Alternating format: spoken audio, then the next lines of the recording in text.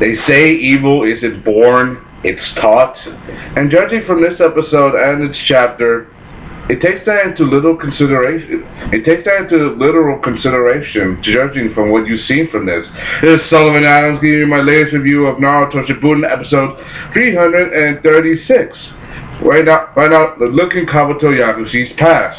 And this is all straight out of the manga. I just love it. It's straight on canon, and I just love it. Despite the sad parts. Continuing on last week, right now Kabuto saying he is nobody. Itachi saying you don't acknowledge your true self, that you will fail. That is also a continuation of the manga last week. Continuing on, right now you have it's 3 years later. Kabuto's a little more mature. He's helping his mother, he was shinobi, for money for benefit for the orphanage. His brothers, and all the other children at the orphanage who are helping support. And ironically, one of the patients that he's working on is Orochimaru of all people. And I've seen the manga of this. It is just classic. It is an ironic twist of fate. Hey, and trust me, I just love this. He's healing him. I say, you're good with medical ninjutsu. You should become a shinobi, and Yabuto saying, no, I don't have any intention of being a shinobi. And my true intention is to work with Mother and help her best as I can. Best way I can. That's a shame. Right, this chapter is really interesting. Continuing onward, you just go right to later that night, and you have Danzo, Orochimaru, and some other lackey from the Yamu Black Ops Foundation. You know, Danzo didn't like to walk alone. He always was a crazy nut job and paranoid. You know, that's what you get from this. Continuing onward, you have Danzo saying he has a special mission for the wandering nun. Kabuto Naruto, who's Kabuto's mother. In the manga, that wasn't her real name. It was the Walking Medicine. I just don't get why the creators are changing the outlet of the manga. They've done this lots of times, but I gotta admit, I like Walking Medicine better, just out of spite. Because I've seen the manga first, and it makes a little sense. Because she is a nun and a nurse, a medical ninja shinobi. I continue on where you have him asking her to continue to ask for a mission, saying that the village and the stones are onto a mission. She's saying she wants to refuse, saying no, that she doesn't want to continue with the mission. And Zanzo keeps trying to change her mind, saying it's for the sake of the village, and what she's doing is very special, Kuroichi, that you were once a member of the foundation, that you can hold your skills in any situation and hold their emotions back, and saying, hey, now. And she's still refusing, but then he later threatens her, saying that when we can cut off money for the orphanage, saying, and they say we can. We already discussed with the third Hokage, that they can't do that. But he's just persistent, and so are the rest, saying that with the very little money you have, having security, so we could steal the orphanage and whatever, steal one of your orphans or take a little money.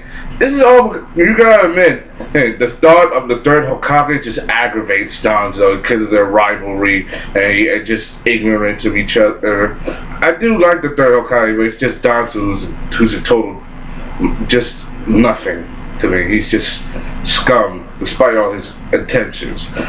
And then he notices, Danzo notices that one of the children is listening to the conversation. Ironically enough, it's Kabuto. Oh, like we didn't see that coming.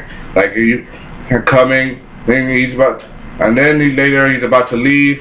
Then you get to see his friend saying, Kabuto, the 3 years spent was you're gonna throw that away. Then don't worry, I will come back, and it's already lights out. Later you get to know things start to change every year. He goes from village to village.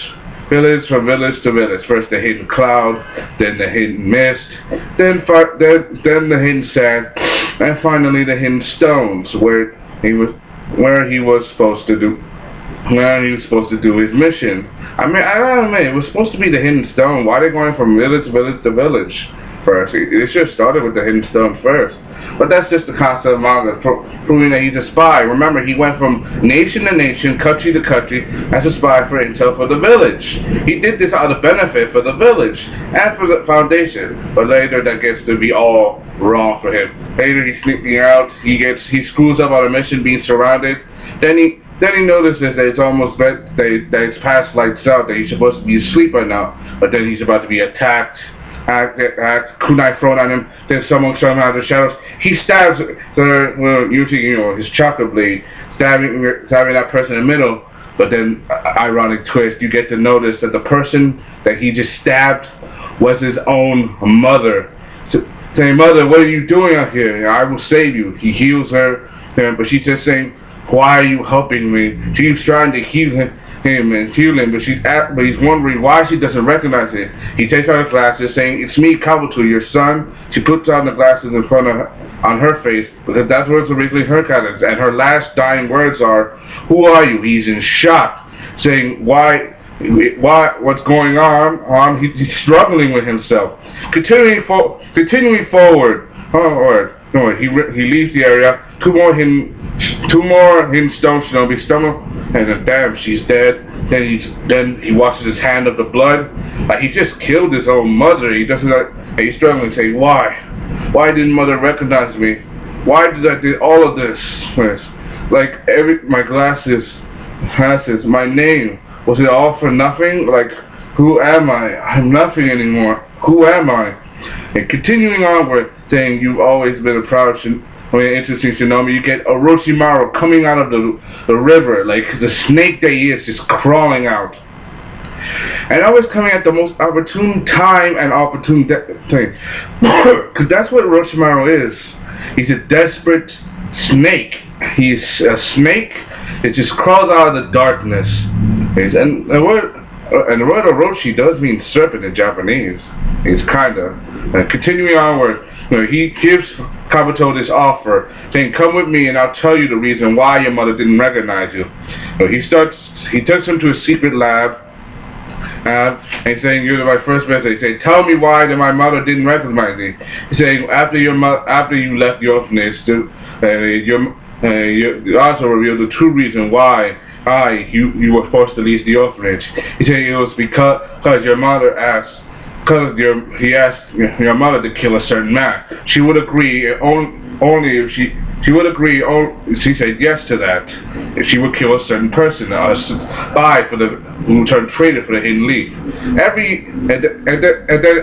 And then every time her mother would ask questions, Danzo would send photos from the Foundation of Kabuto growing up outside the village, making sure he's okay.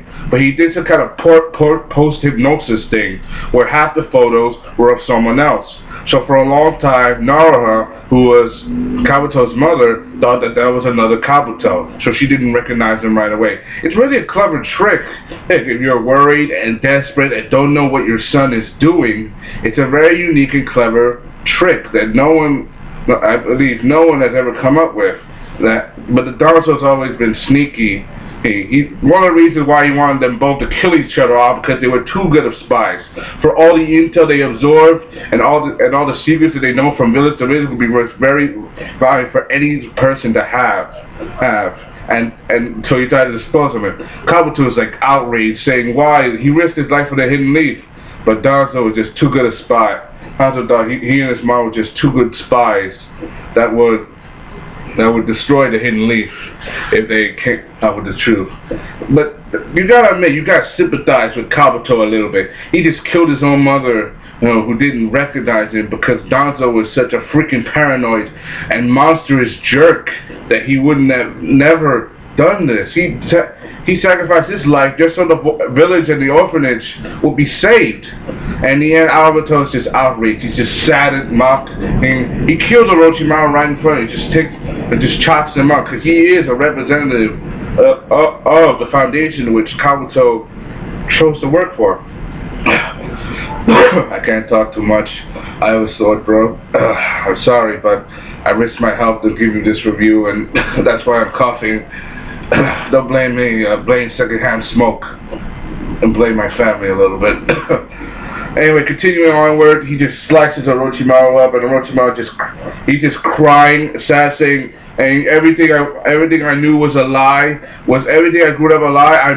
I lost my identity when I was a child, and my mother gave me my identity, a new hope, a new hand. But now that she's gone, and now that the Foundation did to me, that my identity is just gone and means nothing anymore. I'm not Kabuto. I'm just no one. Orochimaru just coming out, regenerating. She's keep talking and talking, saying that's exactly the reason why I'm interested in you, giving Kabuto a new hope. If you work for me, I will save you from the Foundation and Danzo. Of giving you new hope. I will be your superior, your parent, your brother, your family. I am Orochimaru. Come work for me, and I will protect you. The only reason why I also like this chapter was you get also a small inside look at the past. Orochimaru telling Kabuto to infiltrate the Akatsuki. That's also a part of the manga. You see him talking to Sasori. Sasori get information on his human experiments and his reanimation techniques. Say, "I will, Lord Sasori." He disappears. Then you get the Sound Village. Then you get the curse marks. Then you get all the way. Then you get Kabuto. Then you get Karin and Shuigetsu. And then finally you get I said I can't talk too much. I said that already. You get the last fight with him, Orochimaru and Sasuke. And the reason why Kabuto is a snake now is because he took pieces of Orochimaru's dead body, carved it up in blood, and injected it into his arm, and it consumed his body. And even he said it's not enough. It's still not enough. I am not me. I'm not the real me. I just love this chapter. I give this a 4 out of 5. Look at all dramatic. You get to see a true inside look at its nature. You get to see what happened to make Kabuto like this. If you pity him, then I understand that. But if you don't, then you don't. Then I can't change your mind. But I guarantee you that if Kabuto had never met Danzo or Orochimaru, he wouldn't be so horrible. Anyway, this is Sullivan Adams giving you my latest review of Naruto Shippuden episode 336. I put the link down so you can watch. Thank you. Hope you enjoyed. Comment, rate, subscribe, and happy Halloween for everybody. Thank you. Signing off.